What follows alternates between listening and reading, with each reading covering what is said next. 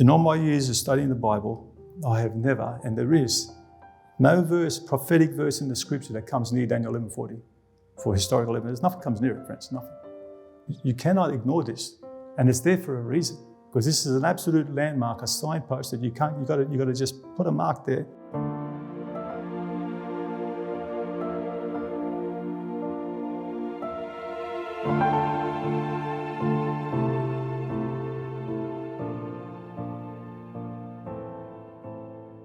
Study on Daniel 11, it's not every verse. It's the main part of the body of the chapter, but not every single verse. There are 45 verses in Daniel 11, but nonetheless, the primary focus as we trace Daniel 11 throughout history is those final verses. And one thing I want to, from the very beginning, make clear, and this you'll see probably from just about every other commentator as well, Daniel 11 is literal language, from the first verse to the last. There's never mention of beasts or heads or horns. The words mean what they mean. They're literal. Caesar sees. North means north. South means south. King means king. Glorious holy mountain is Jerusalem, etc. And Daniel 11 follows the same historical sequence as Daniel chapter 2, 7 and 8. And we know Daniel 2 started with, of course, Babylon, Medo Persia, Greece, Imperial Rome, Papal Rome, etc. In fact, all the way to the second coming and beyond. Daniel 11 follows the same sequence, except that Babylon's out of the scene at this point. Daniel's actually living at the time of Darius and Cyrus. So it's Medo Persia, Greece, again, Imperial Rome and Papal Rome. And Daniel 11 brings you right to the end of the close of probation. And the speaker in Daniel 11 is not Daniel. He's the one that writes it. He received the vision. The speaker is actually Gabriel. And let's read our first verse, Daniel 11:1. Also I, Gabriel, in the first year of Darius the Mede, even I stood up to confirm and to strengthen him. It's Gabriel relating to Daniel. This is on behalf of Daniel's dream in Daniel 9 about the 70 years of captivity. And Gabriel saying, I was strengthening Darius that he would make that decision to free your people, etc. But a lot of people think this is the timing for Daniel 11. It's not. This is the timing for Daniel 11, chapter 10, verse 1. In the third year of Cyrus, king of Persia, and go on to read, but this is the timing for Daniel 11. It starts in chapter 10, verse 1. In fact, Daniel chapter 10 and 11 and 12 are all part of the same vision. It's the final vision given to Daniel that he's recorded, at least in scripture for us. And he's, of course, an aged prophet at this time. It is also by far the most detailed prophetic chapter in all the Bible. Nothing comes near this chapter, friends. The detail, it's amazing. And it's a wonderful chapter to show to people, to show them, to help them to believe that the God of the Bible, that he foretells the future. Although there's many other passages in the Bible as well, but nonetheless it's a wonderful one to show that. But that's for me, the minor, although it's wonderful, that's the minor point that Daniel 11 really wants to bring out for us. So, verse 2. Gabriel says, Now I will show thee the truth. Behold, there shall stand up yet 3 kings in Persia, and the 4th shall be far richer than they all. And by his strength, through his riches, he shall stir up all. He's going to stir up the entire kingdom, the entire empire of Persia against what? The realm of Greece. This is King Xerxes. He was by far the richest king in the Persian Empire, and he is the one who amassed his great kingdom and incredible army to invade Greece, which ended in that fateful battle of Salamis, the naval battle that he actually was lost. And that was actually showing the beginning of the rise of the Greeks and the beginning of the Persian Empire starting to fade. So, and this Xerxes, incidentally, is Ahasuerus of the book of Esther. So, verse 3. Remember with Daniel 2, 7 and 8 as well, who followed Persia? Greece. And that's what this is referring to, this same sequence, same order. After Xerxes and the Persian Empire, Gabriel says, And a mighty king shall stand up, that shall rule with great dominion and do according to his will. This, of course, is Alexander the Great, the he-goat of Daniel 8. And he certainly did stand up. He certainly was a mighty king and certainly did rule with a great dominion over the entire Persian Empire. And he certainly did do according to his will.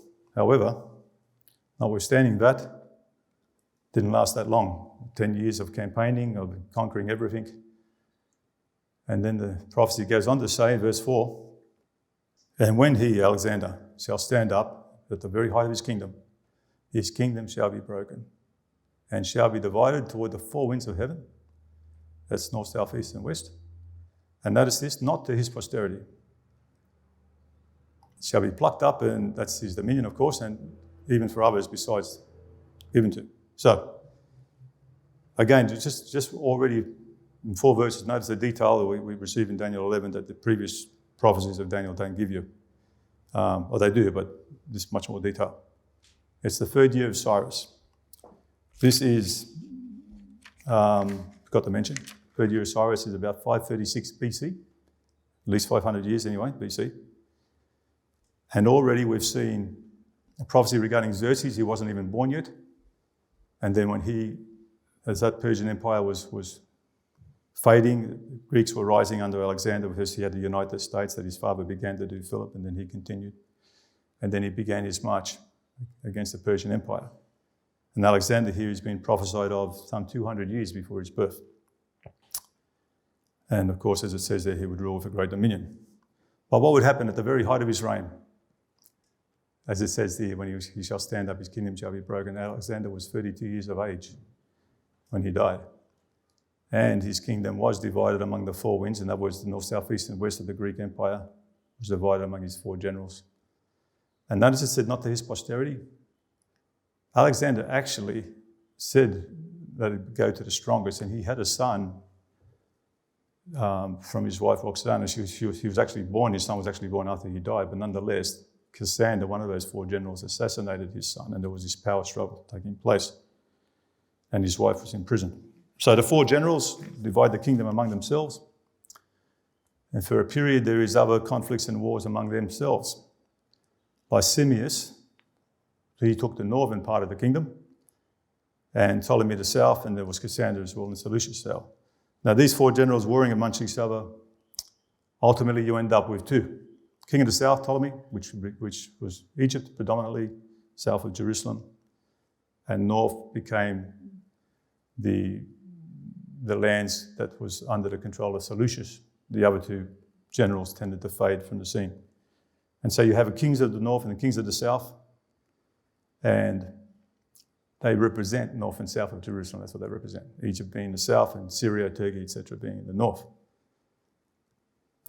Now these 2 kingdoms, for a long time, hundreds of years in fact, are continually warring with each other. There are actually 2 dynasties. For example, Ptolemy of Egypt. There was Ptolemy the first, the second, the third, fourth, and fifth, etc. And Seleucus in the north, first, second, and third. Then it went to Antiochus, still the same people, but nonetheless it went all the way to Antiochus the 13th, etc.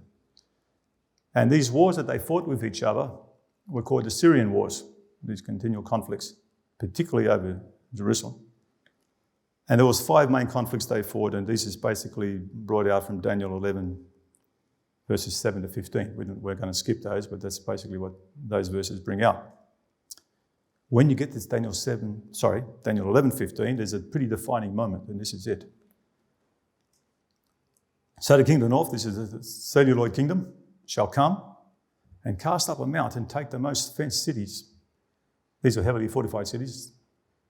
And the arms of the south, this was Egypt and the Ptolemaic dynasty. The arms of the south will not be able to withstand. Neither shall there be any strength to withstand. Why I said this is the defining moment is because the king of the north wins back Palestine or Jerusalem, Samaria, Sidon, and these were incidentally very fenced cities, very walled cities. He wins them back, and that ends the rule of Palestine, or the king of the south's rule of Palestine, forever in Judea. Notice how Daniel, as I said before, it's taking us through history, timeline. Began with Cyrus, the 3rd year of Cyrus, 536 BC.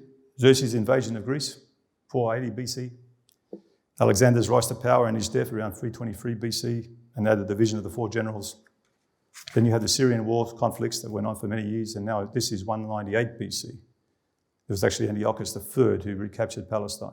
So you can see the detail I was referring to earlier. But now, there's another power that's coming on the scene more and more. And I think we know with the order who this next power is.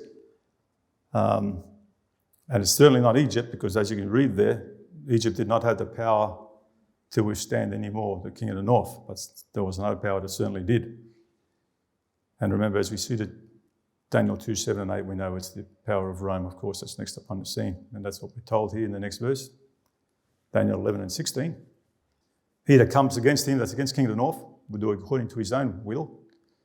It's certainly true about Rome, as it was with Alexander. And as, again, none would stand before him. At this point, Rome had already won many battles against the Seleucid kingdoms, etc. And they were fading pretty quickly from their power in the Middle East. In fact, already at this point, Judah was governed by Hasmonean period, or the Maccabean period.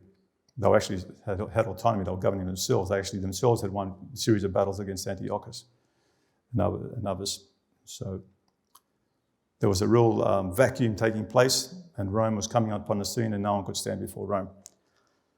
And notice it says there, as Rome comes up, doing according to his own will, and no one being able to stand before him, and it says as well that he, Rome, would stand in the glorious land, and by his hand would be consumed.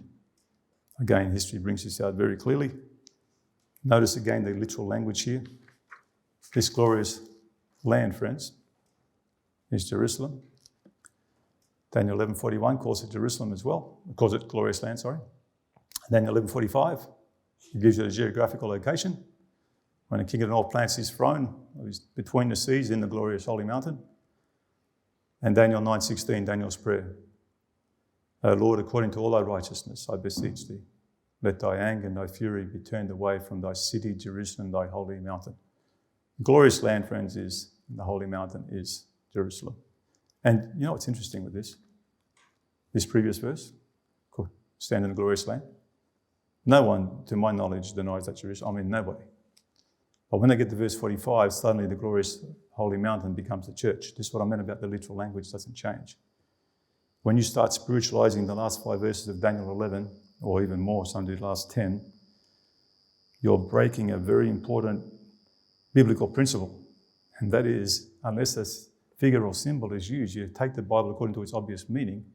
And the obvious meaning, especially when it's used that way earlier in the chapter, and you agree with how it's used, you have no license to now use or to try and interpret these things symbolically, especially when the language hasn't changed. I make this point all the time. If the language shifted to symbols and heads and horns, etc., okay, you've got a point, but it doesn't. So you're not being consistent, and it actually brings contradictions. Anyway, so who was it that we were reading here from Rome, who did according to his own will and stood in the glorious land? Who was it? History tells you. It was Pompey the Great in 63 BC. A lot of these quotes today are just simple historical encyclopedias. They're not Bible commentaries. And it's beautiful because you can go right through Daniel 11 with just historical records. So another way of confirming the scripture and the prophecies. So Jewish independence, remember I was saying, there was the Maccabean period. It came to an abrupt end when Pompey annexed Palestine to Syria. See, they'd already had the north, as I was saying earlier. Not only Syria, but also Turkey, which was Asia Minor at the time. And now he annexed Palestine and Jerusalem as well. That's just like the prophecy said would happen. He would stand in a glorious land. And again, 63 BC, Roman General Pompey conquered the land of Israel, ended the Hasmonean state, and brought Palestine into the Roman Empire.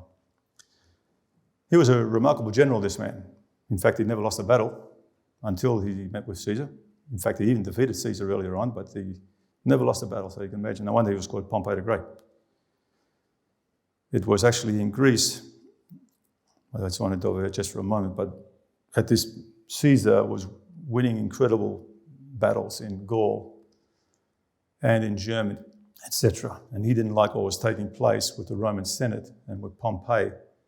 And he crossed the Rubicon into Italy, which was basically a declaration of war The Roman Senate knew it, and Pompey knew it, and it was just heading through a terrible civil war, which took place in Pharsalis in 48 BC. Two very powerful, huge legion armies of Rome, Pompey and Caesar, and they met. And that's where Pompey met his defeat for the first time, and not long after that, his death in Egypt. So what I'm getting at now is, it's still Rome, of course, but Pompey is coming to his end, and Caesar's about to rise. What's remarkable also about this, at this point in Daniel, is from verses 5 to 15, it's all about the king of the north and the king of the south continually warring with each other. And then the Romans come on the scene, as we're reading here, in verse 16.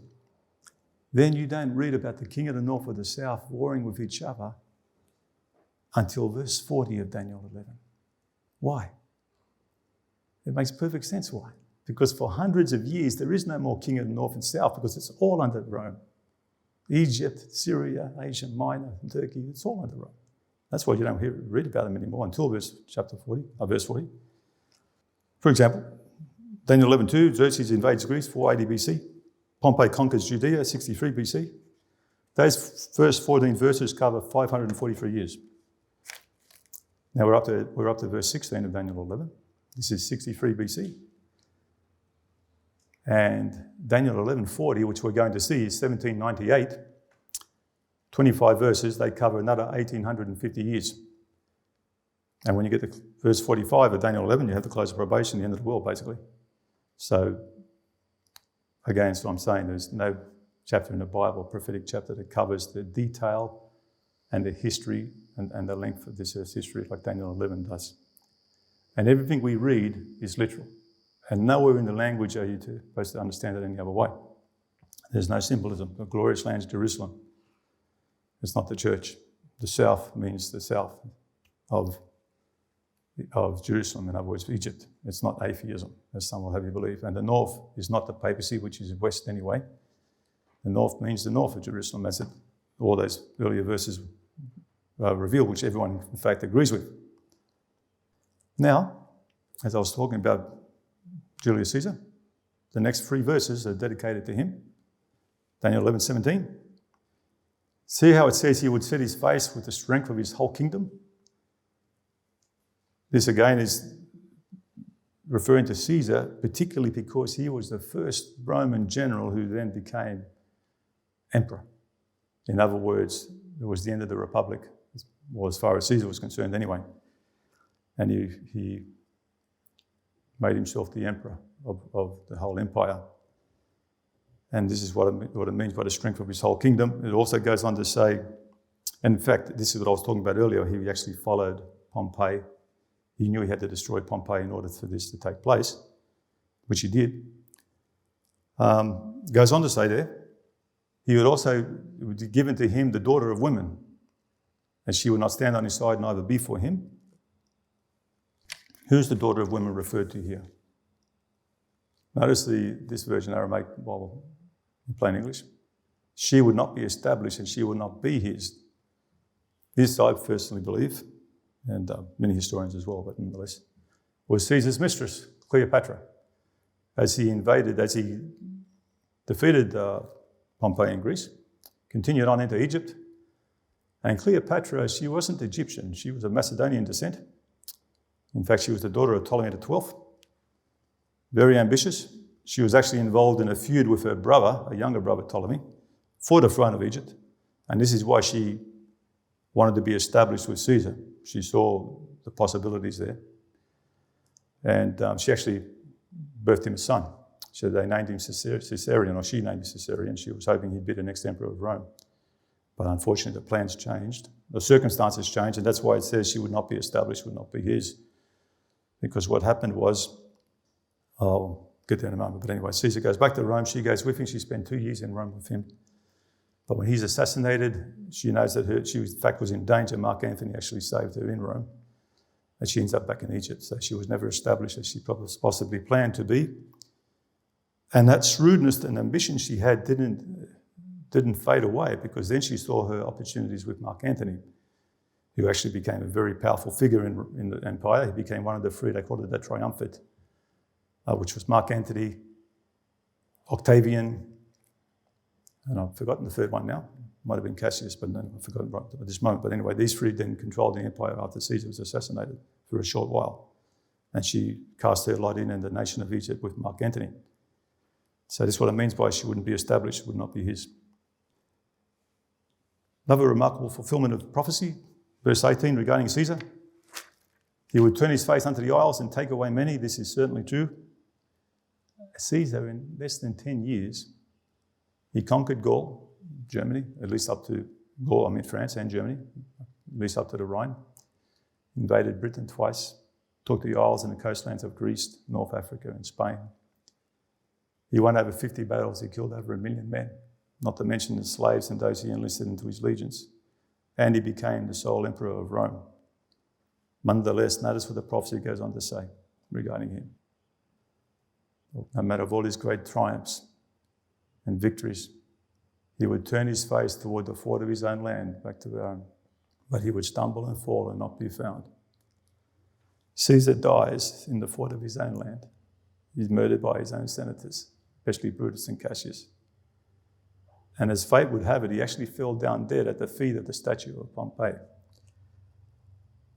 Now, as we continue going through Daniel 11, notice who's next on the scene. He had a grandnephew, his name was Octavian, and Caesar had willed that he would be his successor, although it wasn't that simple. Nonetheless, Octavian, who was, I'll get to that in a moment, but Octavian, after Caesar's assassination, there's another civil war going to take place in the empire, because Mark Antony and Octavian, who were supporters of Caesar, and of course you had Brutus and Cassius, who were for the senators and who had murdered him. Then another big war, in fact, greater than the other war, takes place, a civil war. This time it was the legions of Octavian and Antony against Caesar, Cassius and Brutus. They met in Philippi, 42 BC. Possibly the greatest two armies ever assembled on a battlefield, at least in Rome. Around 200,000 men on each side. And Mark Antony he was a great soldier. He actually was the hero of that battle. And he turned the battle. Cassius and Brutus perish, or they in fact commit suicide. Cassius first, Brutus a little bit later. That's the end of the Roman Senate, or the Roman Republic, or the Senate, I'm sorry. And this is the beginning of the Caesars and the emperors. As this continues, we're going to see the next verse in a moment, but then there becomes a power struggle between Octavian and Mark Antony to be the sole emperor of Rome. And this is where Cleopatra joins forces with Mark Antony, in fact, already before then, with the power of Egypt behind him. And they also fight a number of skirmishes. Antony wanted to fight on land. He was a great soldier. And I think he would have been very confident on land. In fact, he challenged Octavian to a duel to settle it, just between them two. And I don't think anyone was going to have a duel with Mark Antony, let alone Octavian, who was a very weakly, sickly type of person. But he was incredibly wise. So anyway, they fight this battle, of course. It's called the Battle of Actium, 31 BC. Antony and Cleopatra commit suicide. And Octavian, remember, he's the grandnephew of Caesar. He becomes supreme ruler and emperor of Rome. And as I was saying, very wise man. He becomes known as Caesar Augustus, the greatest Caesar Rome ever had. We just read about Caesar turning to a fort of his own land and stumbling and falling and not be found. And the next thing you read, then shall stand up in his estate, in Caesar's estate, in other words, from his family, would stand up another king or another emperor. He'd be a raiser of taxes. He would stand in the glory of the kingdom. And when he is destroyed or shall be destroyed, it will be neither in anger nor in battle. Notice how all these identifying marks connect with Caesar, Augustus, or Octavian. First of all, in his estate, as I said, he was the grandnephew of Caesar, comes from his line. And he was the one that Caesar had wanted to take over from him anyway. He would stand up and take the kingdom. In the glory of the kingdom, this Caesar Augustus is the beginning of the golden period of the Roman Empire. they flourished and they had relative peace for all of his reign. I mean, there was always wars, etc., but within themselves, there were no more civil wars. He reigned very wisely and expanded the kingdom, and he invaded Britain as well, etc. So it was the golden age of the Roman Empire, and mostly peaceful. And it also says he was a raiser of taxes. Notice what the time period here is. Gospel of Luke tells us. Luke 2 verse 1.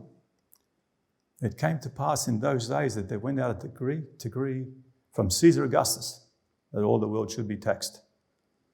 And as you keep reading here about Joseph and Mary in the last verse, to be taxed with Mary, this is Joseph, his espoused wife being great with child. So the times of Caesar Augustus now bring us down to 4 BC with the birth of Jesus. Again, notice the detail of Daniel 11. No prophecy comes near. One more point regarding Caesar Augustus. The end of his reign, notice it said he wouldn't be destroyed neither in anger nor in battle. That's significant because that was pretty rare for an emperor to die peacefully at home. Usually it was through assassination or war or other ways, but prophecy, all this was prophesied hundreds and hundreds of years before the Roman Empire even existed, let alone Caesar and then Octavian, etc. But it even tells you how he dies in peace. And you know, the next verse now, verse 21. So Augustus passes from the scene, and now notice it says in his estate again, it's going to rise another emperor. You know, as he's dying, his wife asks him to nominate Tiberius, their son, to be his successor. You know how Augustus answers? He said, your son is too vile to wear the purple of Rome. Gabriel said that to Daniel hundreds and hundreds of years earlier, that the man who would stand up in Augustus' estate would be a vile person. And notice they would not give honor of the kingdom to him like they did to his father. But notice how he obtains the kingdom through flatteries. For they certainly went against Augustus' wishes, and it was through flatteries, through trickery, through deception that, if you go into it, that Tiberius gained the throne. And it certainly wasn't his father's desire. And just like the prophecy had said, in his estate would stand up a vile person, that's Tiberius. And history records that Tiberius was a vile, debased, and a wicked emperor. So much so that the prophecy said they would not give him the honor of the kingdom. You know, when Tiberius died, the citizens of Rome celebrated. He received no honor from people in his life, and especially not in his death. Again, just like the prophecy said would take place. Tiberius' death is at 37 AD. He was the emperor at the time of the crucifixion of Jesus.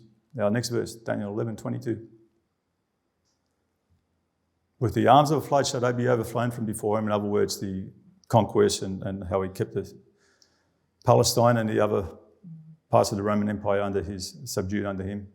As I was saying, he didn't have the wisdom of Augustus, that's for sure. And it says also, shall be broken, yea, also the prince of the covenant. This is none other than Jesus Christ. This is a direct parallel with Daniel 9, 25 to 27, the 70 weeks where the Messiah would be cut off in the midst of the week. And you know, what's interesting with Daniel 11 is, up until now, and even continuing, you read of these great kings like Xerxes and Alexander, great generals, and the great victories and the great conquests, etc. Caesar, Pompey.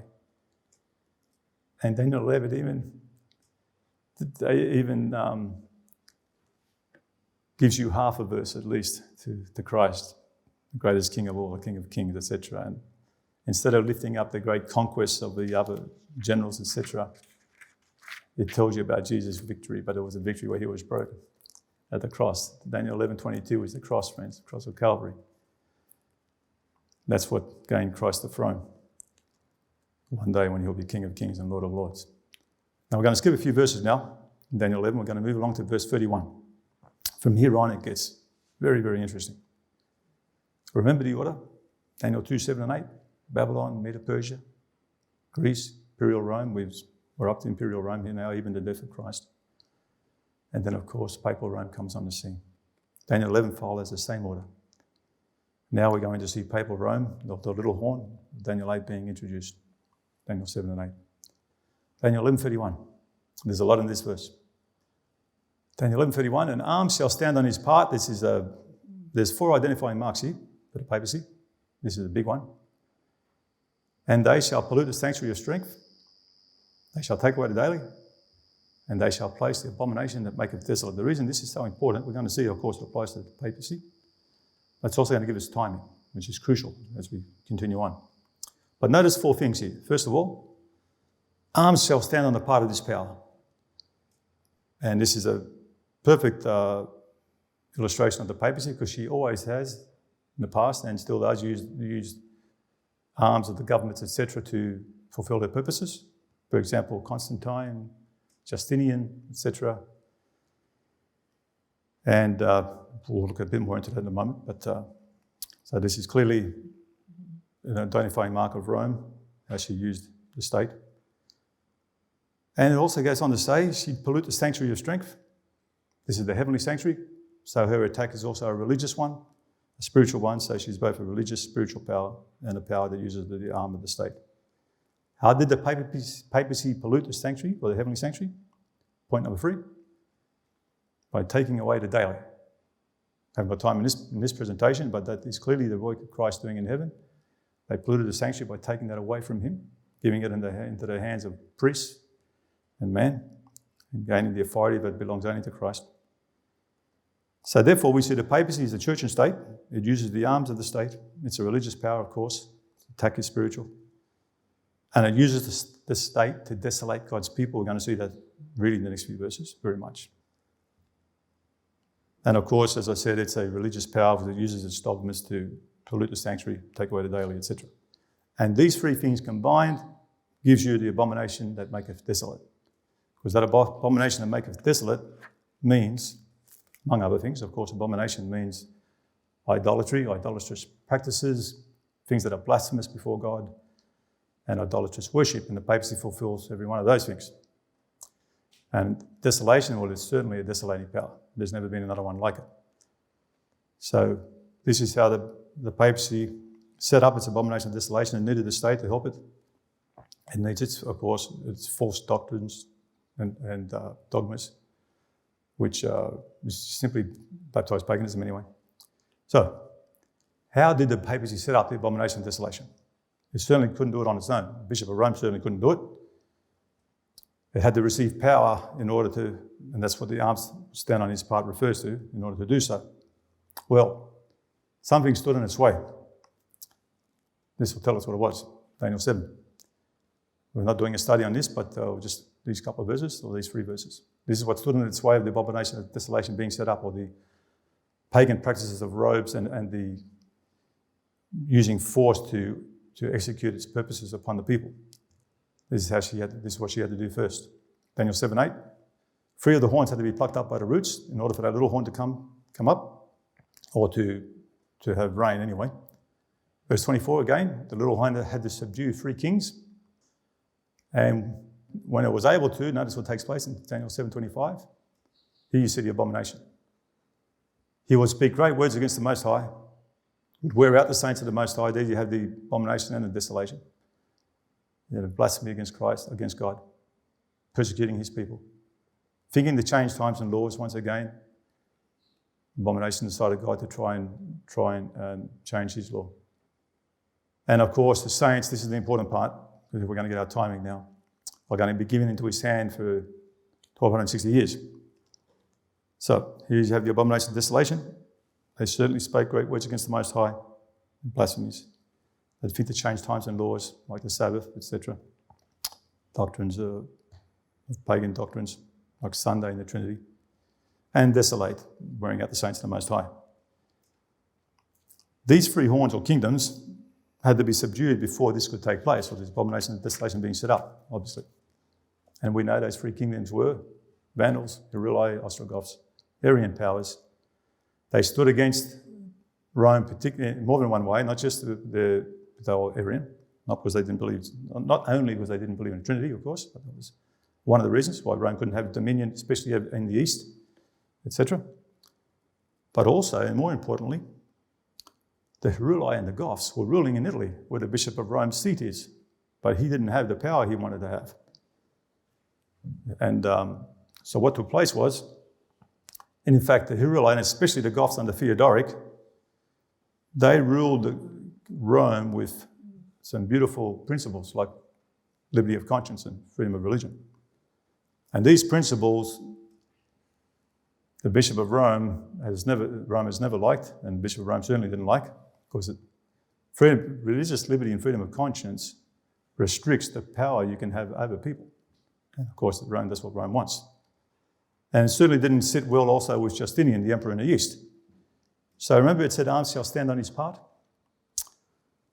The Bishop of Rome used Justinian to destroy the Vandals. Then he used the Goths. Facts of Faith brings this out beautifully. But they used the Goths through the political, etc., and other ways to destroy the Heruli. And then he used Justinian again through Belisarius, who destroyed the Vandals, to destroy the Goths. And this is how Rome was then able to subdue these three kingdoms and have their autonomy in the rule and the authority she wanted with the backing of the Byzantine Empire, Justinian and his army. And this is the beginning of the papal rule, which incidentally took place, as we know, in 538 AD. So now we have our timing for this times and dividing of time. It was 538, when the last of those three kingdoms, the Ostrogoths, were routed. And the bishop now had the full support of the Emperor Justinian over all the churches, east and west. Began in 1260, the papal persecution, where he would wear out the saints, where he would make them desolate, etc. Now, Daniel 11, 32 to 35 describes this period. I'm just going to look at it briefly. Such as do wickedly against the covenant shall he corrupt by flatteries. In other words, there was a great apostasy taking place as well. But the people who knew their God would be strong and do exploits. But they would fall by the sword and by flame and by captivity and by spoil. They certainly were spoiled. Not only were they persecuted, tortured, martyred, but their properties were taken by the state, by Rome. And verse 35, some of them of understanding would fall and to try and to purge them, to make them white. Notice this. Remember, it began in 538, where they had the authority to start implementing this more and more. And it would continue until the time of the end. So it goes for 1260 years. We have our starting date, 538. Now, when you add the times and dividing of time, or the 1260 to that, you come to 1798, the time of the end. So, if her power is during that 1260-year period, obviously the time of the end is when she loses that power, and that's exactly what took place. We're seeing another power coming on the scene now, very important. Notice this historical statement here. Now, there are many of these. When in 1797 Pope Pius VI fell grievously ill, Napoleon gave orders that in the event of his death, no successor should be elected to his office, and that the papacy should be discontinued. Rome was increasingly coming under the power of France and particularly Napoleon, who began in the north and worked his way down. But the Pope recovered. The peace was soon broken. Take notice of the date now. Berthier, that's Napoleon's general, entered Rome on the 10th of February 1798 and proclaimed a republic. The aged pontiff refused to violate his oath by recognising it. Was hurried from prison to prison in France. No wonder that half of Europe thought Napoleon's veto would be obeyed, and that with the Pope, the papacy was dead. Even a lot of just newspaper articles at the time were proclaiming this. So again, this is not Bible commentary. This is just exactly what took place in 1798. Exactly in 1798. The papacy its dominion had been taken away. And this was spoken by Gabriel to Daniel in the third year of Cyrus, 532 BC. And here we have 2,000 years later. Amazing. Prophesied at the very fall of the papacy, 2,334 years before it happened. Our next verse, very important verse now, verse 36. The king shall do according to his will. He shall exalt himself, magnify himself above every god, speak marvelous things against the God of gods, and shall prosper till the indignation be accomplished. For that is determined shall be done. There is no refuting, friends, that this applies to the papacy. In fact, 2 Thessalonians 2 is almost a very similar passage. In fact, I think Paul was quoting Daniel 11:36 when he was saying that to the church in Thessalonica. Nonetheless, there are aspects in this verse that also apply to France. We're going to see that, especially the next verse. but they also apply to France, especially revolutionary France. And there are aspects in the next verse as well that do not apply to the papacy at all. So we need to understand what's taking place here. Keep in mind this principle, but this is important. As we saw with the papacy with Justinian, with the Goths, etc. And in fact, if you study even how imperial Rome began, they were just a small tribe in Rome, in Latino Rome. In fact, that's where my ancestors come from. And they started, I don't want to divert too much, but just quickly, it was dangerous times.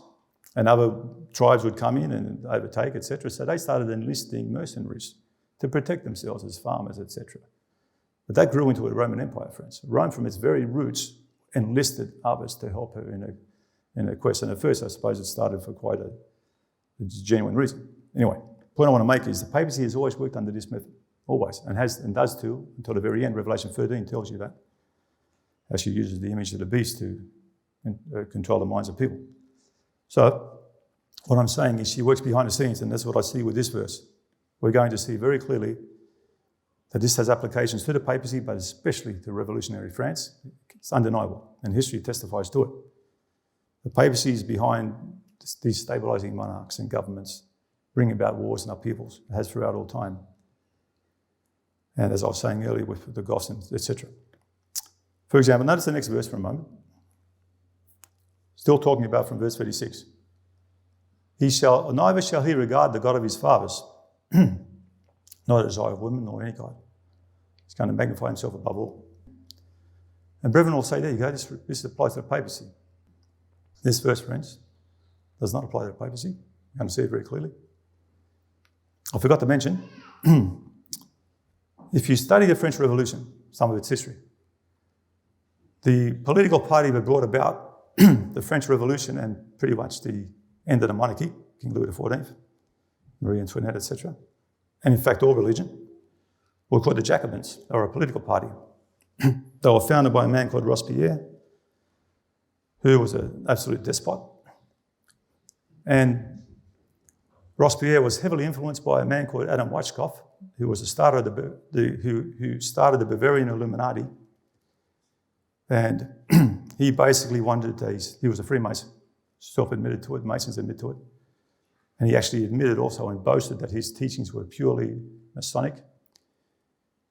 He was also Jesuit taught. Anyway, what I'm getting at with all this is there's a lot of evidence, if you start looking into these things, that the French Revolution, by the Jacobins, influenced by Weishaupt, etc., could well have been the handwork of the Jesuits in bringing down the monarchy and bringing down basically bringing down people's freedom of thought. The very thing they profess to want to defend.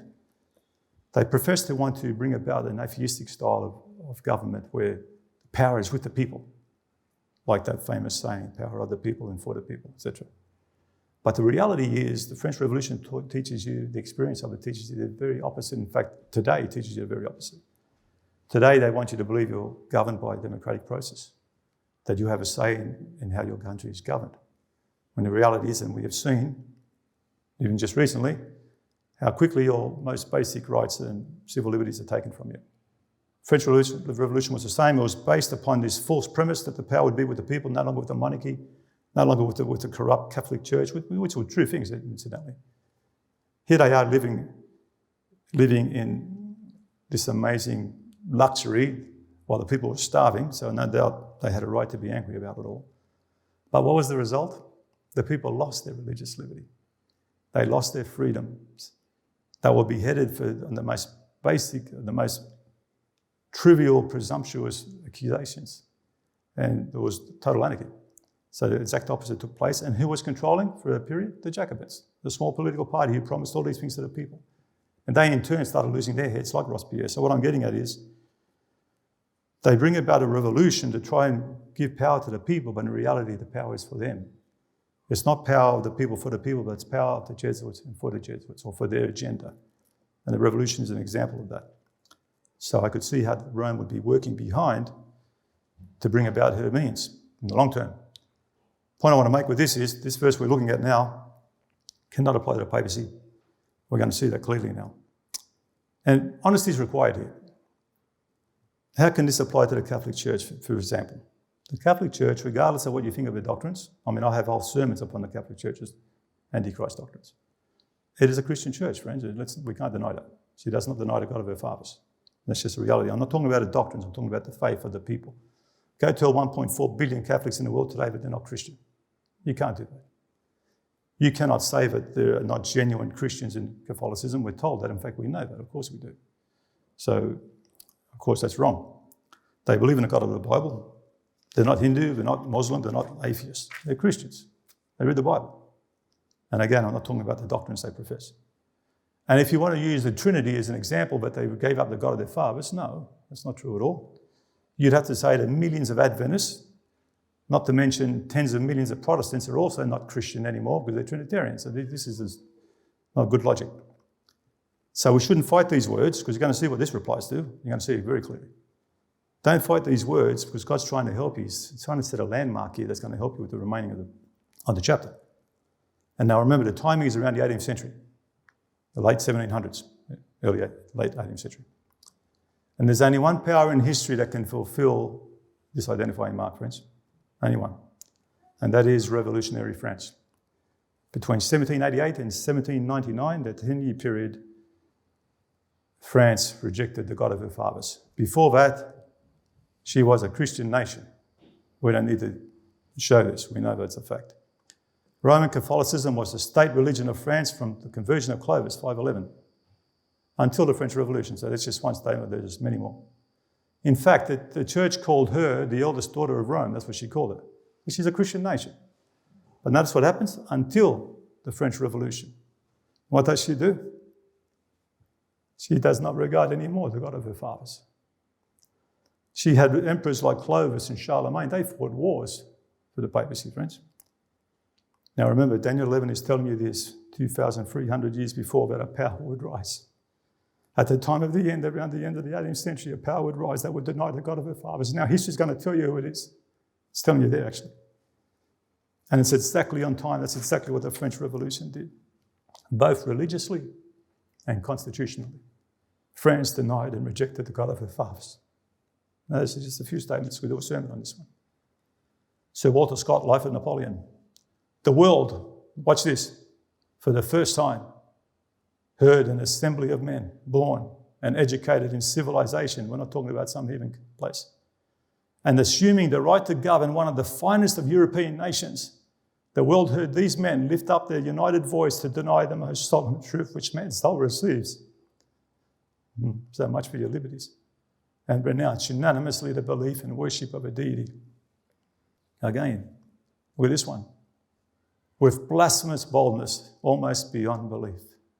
One of the priests of the new order said, notice this, God, if you exist, avenge your injured name. I bid you defiance. You remain silent. You dare not launch your thunders. Who after this will believe in your existence? This was a Christian nation, friends. Look at it speaking now. This is the priest of the new order. And this one here. I only got 3. I've got to put more in.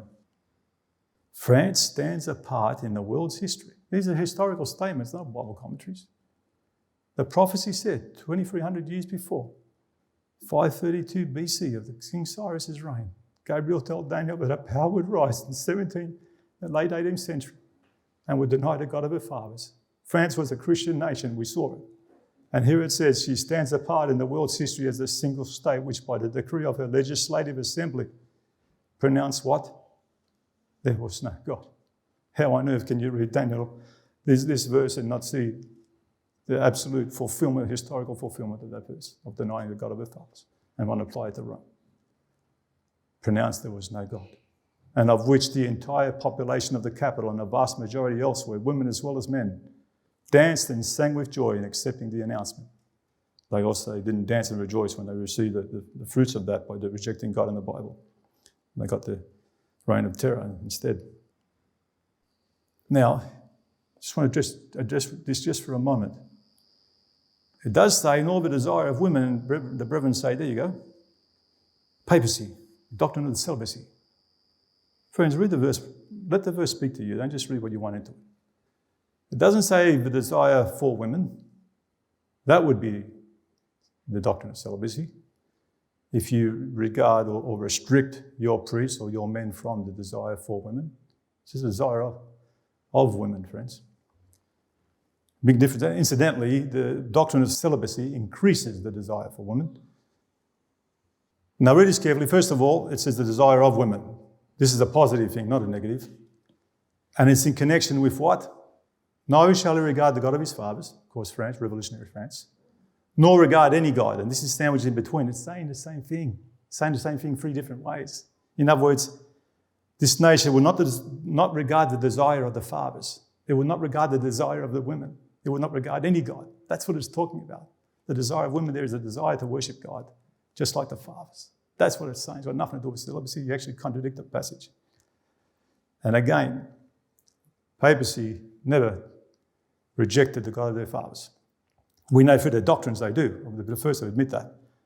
But they're still Bible-believing Christians. That's why they've got 1.4 billion believers worldwide. You can't make this fit the papacy no matter what you do. Yes, the papacy is fallen. Yes, so is its doctrines. Yes, they're from Babylon. But so are many other Christian denominations in the world, including the Adventist Church. And they have not denied the God of their fathers. But there's even more evidence. It gets even more interesting now. Not only did revolutionary France reject the God of her fathers, not only did she reject or not regard any God, what followed the French Revolution?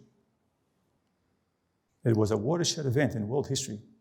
Began, notice there, late 18th century, 1789, just like Gabriel said, at the time of the end, a power would rise that would not regard the God of their fathers. Ended in the late 1790s with what? The ascent of Napoleon Bonaparte. This military captain was making a name for himself in northern Italy, etc. Started gaining fame, and he put an end to it all right. He let his artillery loose upon the citizens. He put an end to it in no time. And of course, he proclaimed himself first consul, just like Caesar and the emperor.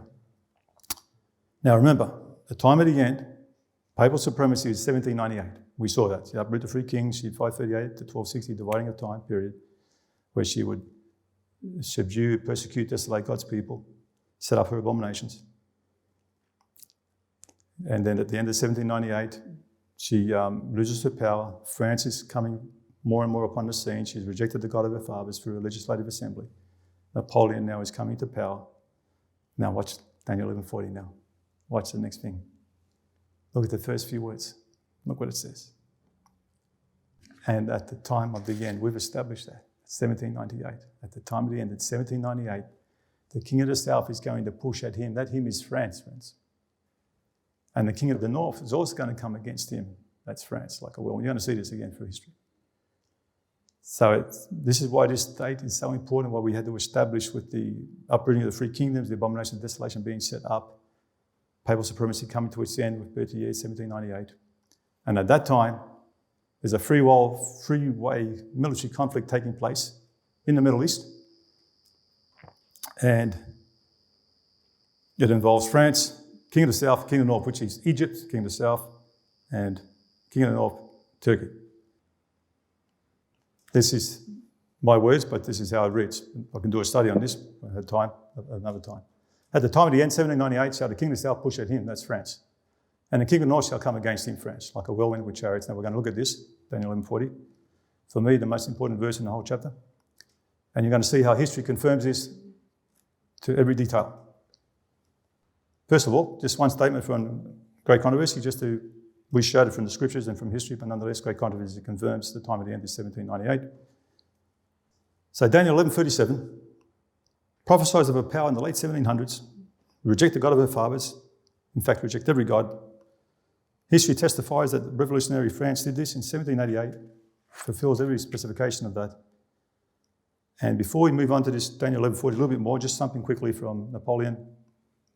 He also, not only revolutionary France, but those characteristics also apply to him. Notice it says he rejected God of their fathers. He was Corsican, incidentally. And not regard any God, magnify himself. Napoleon certainly did that. He would honour the God of forces, etc. Now watch this. Look what Napoleon says. There's the verse we just read on the left. He would not regard the God of his fathers. Napoleon said, I prefer the religion of Mahomet. It is less ridiculous than ours. The Mohammedan religion is the finest of all. He's certainly not regarding the God of his fathers. Nor regard any God. Napoleon said, if I had to choose a religion, the sun as the universal giver of life would be my God. And the God of forces, the margin in Daniel 11 will tell you that's also munitions. What did Napoleon say? Look how these verses apply to him as well. God fights on the side with the best artillery. I have always followed the God of war. Daniel 11:40 prophesied 2,300 years before that this same power of France would be involved in a military, after rejecting the God of their fathers and then the rise of Napoleon, would be involved in a military conflict with Egypt and Turkey in 1798. Remember the detail we've been seeing? Did the French under Napoleon fight against Egypt in 1798? Friends, these things, a person can have other views, you can have put other applications, do what you want. Don't deny history. You can't deny history. I'm just reading it to you, friends. This is what took place. Battle of the Pyramids in 21st of July, 1798. Just like Daniel 11:40 told you would happen. As I said, 2,300 years before.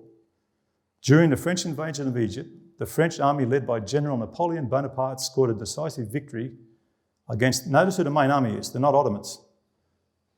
Scored a decisive victory against the main army of the local Mamluk rulers. Egypt at that point was under a semi-autonomy type of rule under the Mamluks.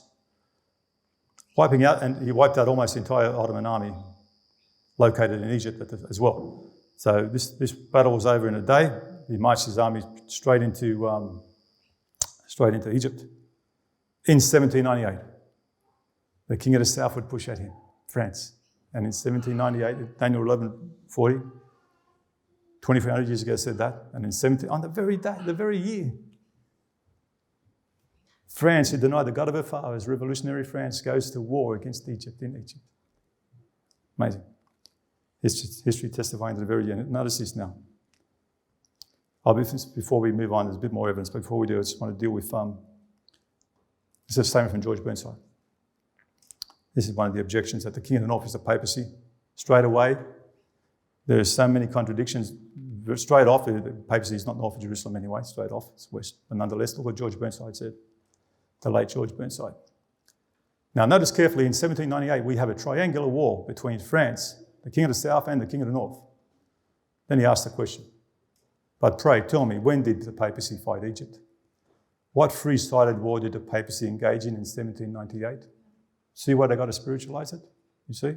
Because the history is testifying what took place. We just read what took place in 1798. The papacy had nothing to do with it. In 1798, the papacy was not invading Egypt. The papacy has never invaded Egypt, let alone in 1798. In fact, the papacy in 1798 received its deadly wound from France.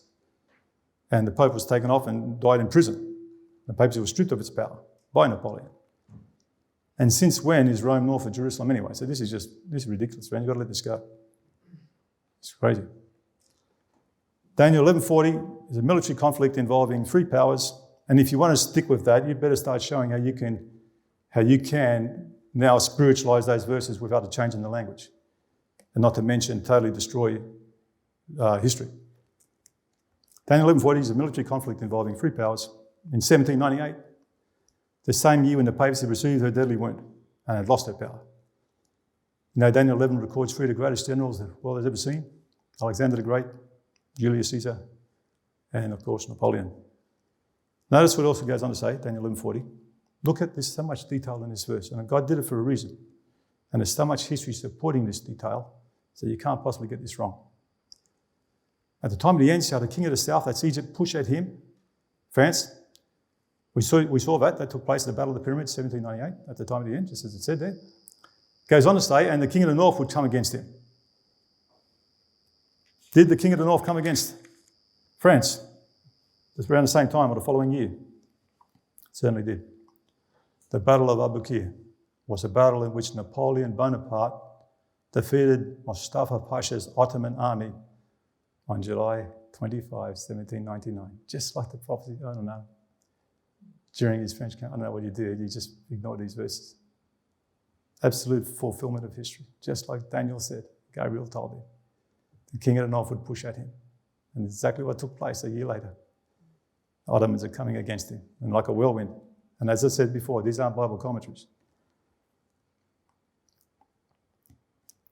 In 1798, the prophecy said that Napoleon would fight against the king of the south, Egypt, and also against the king of the north, Turkey.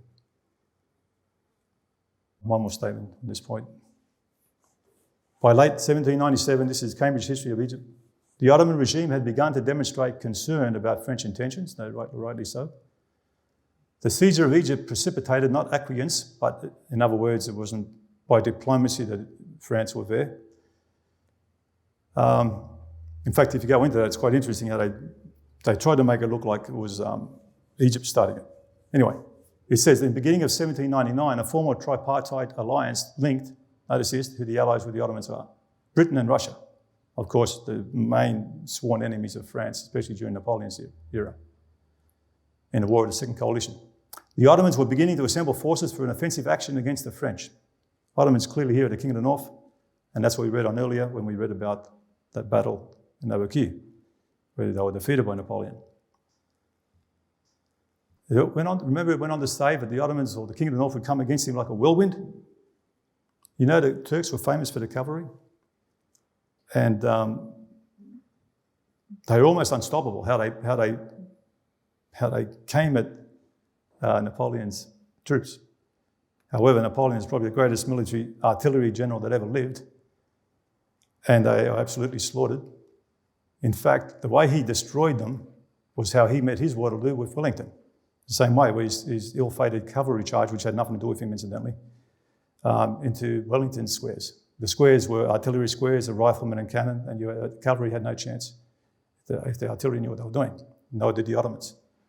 But he could not believe the courage. He never saw courage like that.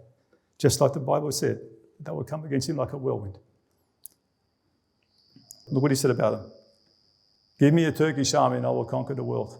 Turks can't be killed but can't be defeated. They came at him like a whirlwind, friends.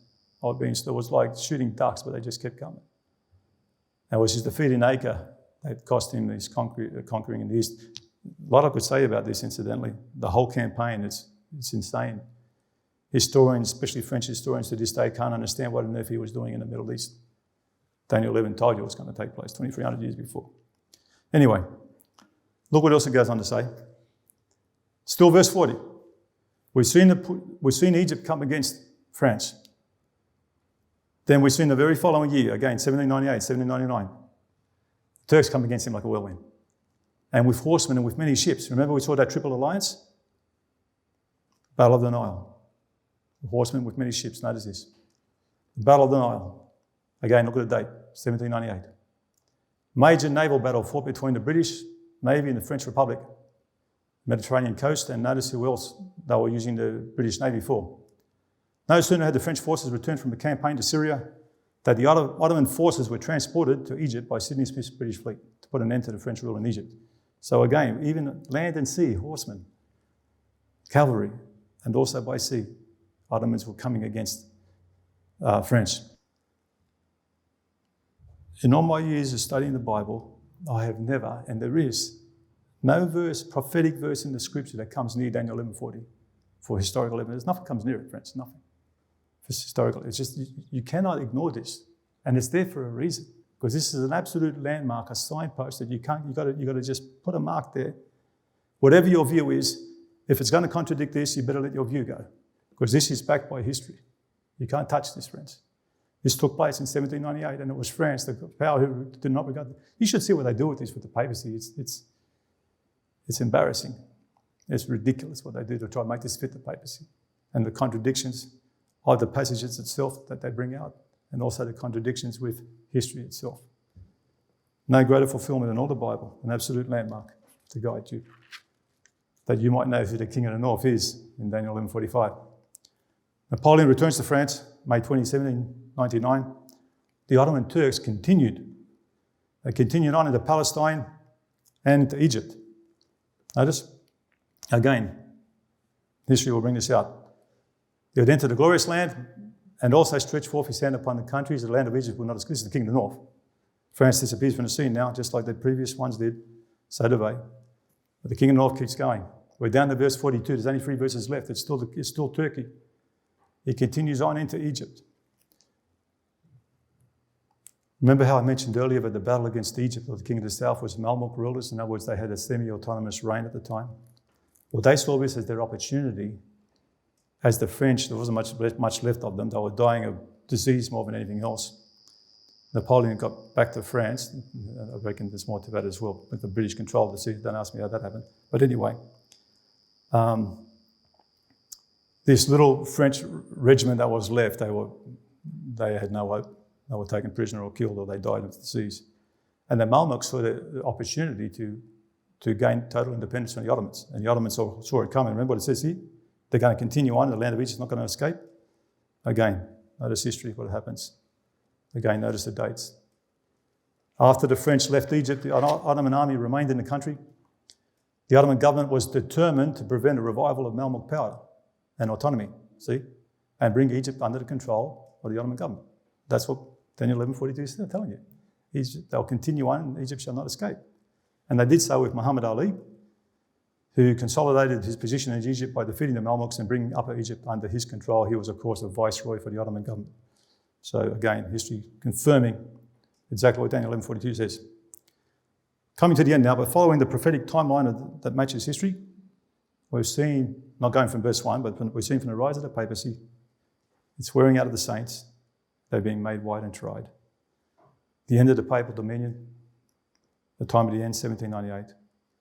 The rise of revolutionary France, as she would reject the God of her fathers. The rise of Napoleon and how he battles with the king of the south, Egypt, in 1798. And how he battles with the king of the north, Turkey, in 1799. And here we see how Turkey continued, the Ottomans continued into controlling Egypt. This is down to verse 42. From the very beginning, Daniel 11 has been literal all the way through. The king of the north and the king of the south have always been the nations and the powers north and south of Jerusalem. From the beginning, when it was Ptolemaic and Seleucid, until when Rome entered the whole region.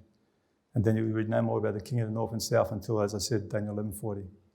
And once again, it's Egypt and Turkey that reappear in history, as I said, testify. I'm not saying it. History testifies to it. We just read it from historical statements. Egypt and Turkey be involved in a three-way conflict with France in 1798. History testifies to this, friends, just like Daniel wrote 532 years BC.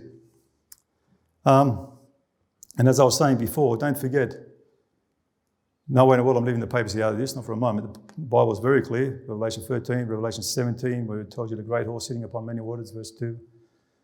And the kings of the earth committed fornication with her, and all the nations have been made drunk with the wine of her fornication. The papacy is behind the scenes, friends. She controls all world affairs. We know that. And I believe she was controlling these affairs.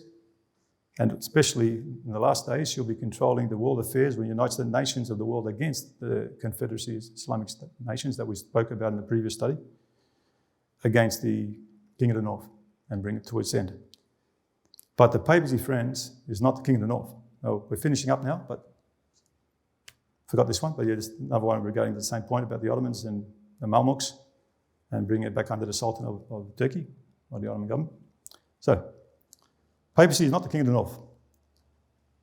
Notice this. Here, the king of the north is going to plant his throne or his tabernacles between the seas and the glorious holy mountain, in other words, in Jerusalem. This is the only verse that hasn't been fulfilled. That shows you how close we are to the end of the world. Turkey, or whether it's a confederacy of Islamic nations led by Turkey as the caliphate, Erdogan certainly wants to be that. He said he wants to be that. He wants to be Saladin. Nonetheless, they're going to achieve it, but it says but he shall come to his end, and no one will help him. And at that time, Michael stands up, close of probation, 7 last plagues, etc. So that's how it reads to me. That's how it reads to anybody who just wants to read what it's saying grammatically without having a viewpoint. That's how it reads. However, of course, people know this. But if their view is the papacy, or if it's the devil or it's someone else, particularly papacy or the devil, incidentally, I forgot to mention, I have an entire study that I hope I can do on the objection to the papal view. So many contradictions it brings out. But anyway, the point I was making is the brethren who teach the papacy, or say, they can't read it this way because they know the papacy and Satan does not come to his end when Jesus stands up to close probation, of course. They know that. And so, I say to them, well, you're cutting off Daniel 11:45 and Daniel 12:1. But I saw a comment recently on our website from a brother. I don't know where he's from, US or somewhere, but a brother who made a big deal of this word, yes, yet. He shall come. He makes a big deal about that word. Because he wants to profess he's not cutting it off. And this is what they do, what they want to show. Now, I'm not making any accusations here. I'm just telling you, I'm showing you their argument. This is what he says. He says, yes, the king of the north is going to, of course, whoever your king of the north is, in this case it's the papacy according to this person, he's going to plant his throne there in Jerusalem. And at that time, Michael stands up. That's what he does. See the orange? But then they want to tell you, I'm not cutting off 1. You are cutting it off. You're cutting off the most important part. So don't say, by all means, hold your view, but be honest about it. You are. You're cutting off the most important part. When he comes to his end, and none shall he be, and that's when Michael stands up. That's how it reads to me grammatically. Anyway, there's more to this because you know to have an event now, because if your event doesn't happen, you just lost any hope of understanding close of probation. And if it starts happening, as I understand it, they're happening through Turkey and Muslim nations, and it's happening, if you don't want to accept it, then you're kidding yourself because it's happening in front of your eyes. But if you've been holding to this other view, you don't have an event. So it can get pretty important. Anyway, this is what they do. He says, yet he shall come to his end and none shall help him. He casts that off into the future somewhere, some other period. He comes to his end. And they try to make a big deal of that word yet. As I said, grammatically, it's the problem on that alone. Anyway, the point I want to make is, I don't agree with this whatsoever, but nonetheless, you've got to at least be honest and concede that you are cutting off at least half of Daniel 11:45 with Daniel 12:1. In fact, the most important part. And that's just the reality. Anyway, regarding this word yet, here are some Bible verses. And they say, but, he plants his throne, but while he is there, his time will suddenly run out and no one will help him. The ISV. He plants these pavilions between the seas. He'll come to his end and none will help him. And the other ones all say, but he will come, or then he will be destroyed. And sure, we could have a translation. I can have one, can make a big deal of it. And I admit these aren't the best translations. Look at the next ones. These are the most precise ones you can find, friends, because these are literal translations. These are translating. These people don't have a particular view they want to prop forward. They're just telling you what the words say, word for word. 3 literal translations. The word yet's not even there. Literal standard. He plants the king of the north, the tents of his palace between the seas and the holy desirable mountain, and has come to his end. There's no helper to him. Smith literal. Plants the tent of his palace between the seas to the mountain of holy glory, and he came even to his end. This is not some future event. I'm not saying it happens the next day, but it's not some future event down the track somewhere because you've got to close of probation take place. You've got 7 last plagues and everything else to take place first. And then put this in, Satan after the millennium or the papacy at the 7th plague. No. And Young's literal. He plants the tents of his palace between the seas and the holy desirable mountain and has come unto his end, and there is no helper to him. So both grammatically and as far as the literal versions are concerned, these things go together, and that's how you should read Michael standing up, and has come to his end and none shall help him. Anyway, we're finished. We're soon to find detail of Daniel 11, beginning with Xerxes invading Greece, Alexander's rise to power, defeating the Persians, his falling when he was standing at his strength, his kingdom divided among his 4 generals, north, south, east and west. They in turn become king of the south, king of the north, Pompey and Seleucid. Then we see the rise of Rome in the area. King of the north and south vanished from the scene. Pompey conquers Jerusalem in 63 BC. And Pompey comes to his end, and Caesar has the dominion now for a period. And it's the reign of the Caesars and the emperors. In his estate would come one which was his grandnephew Octavian to become Caesar Augustus, the raiser of taxes, brings you down to Jesus' day. And then in his estate would stand up Tiberius, his son, a vile person. The time of the crucifixion of Christ, Daniel 11:22. You have Mark Antony, Cleopatra. You have the rise of the little horn, the papal persecution of the abomination being set up for 1260 years. And as that's coming to its end, you have the French Revolution rising to power in Europe, where a power would rise that would deny the God of their fathers. And you have the rise with that, as that French Revolution, with of course, Napoleon. And in 1798, at the time of the end, France would be involved in a battle in the Middle East with King of the South, Egypt. In 1798, it took place in the Battle of the Pyramids. And the very next year, the King of North would come against him like a whirlwind. And in 1799, the Turks came against him like a whirlwind. And then they would continue on. He vanishes from the scene, France and Napoleon, but they continue on into Egypt. Verse 42. Every verse, friends, I'm not twisting anything. It's exactly what it's saying, and it matches perfectly with history. All perfectly fulfilled history. Why? So you can have absolute perfect confidence that the one who inhabits eternity, who showed Gabriel to show unto Daniel that these things would transpire 2,300 years future, that the last verse is going to be fulfilled as perfectly as every verse before it. The King of the North. Exactly who it is, I can't say, but I know where to look. We saw what's taken place these last few weeks. This is why I brought these studies back after 5 years. Not that this is the time.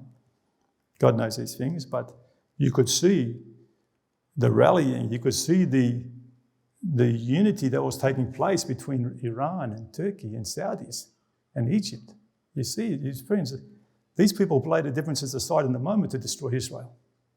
They're going to do it, friends. The Psalm 83rd Psalm, remember we saw that sons of Ishmael, the prophecy of Ishmael, he'll be a wild man, every man's hand will be against him. He shall come to, that's why he comes to his end, none helping, because every man's hand's against him, friends. This is something we need to keep an eye on. The King of the North is going to plant his throne in Jerusalem, he's going to come to his end, and the prophecy of Ishmael will be fulfilled. And that's when you're going to know that probation in heaven is about to close and Michael is going to stand up. So thank you for listening, for your patience. Let us pray.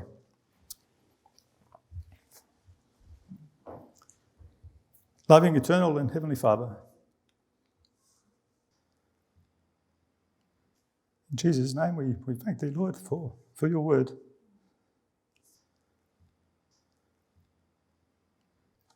We thank thee that we can be part of the Advent movement, the Church of Bible Prophecy, and that light that you've shone in our path. And even though we don't agree on all things, we thank thee for this wonderful foundation you've given us to study prophecy and the light we have regarding the horns of Daniel, regarding the little horn, regarding its part in Bible prophecy in the last days, and the fulfillment of history that we've been seeing today. How accurately you've described world events so many years before. Help us to remain faithful to study these things, to be willing to do thy will, that we may know of the doctrine, we pray. And we thank thee in Jesus' name. Amen.